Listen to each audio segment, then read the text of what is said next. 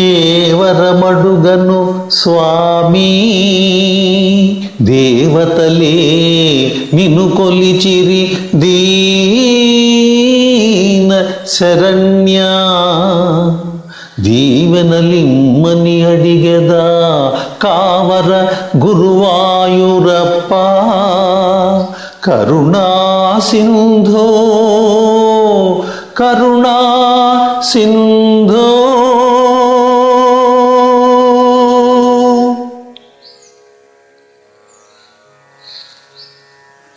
గురువాయూరప్ప శతకములోని కందపద్యము మొదటిది.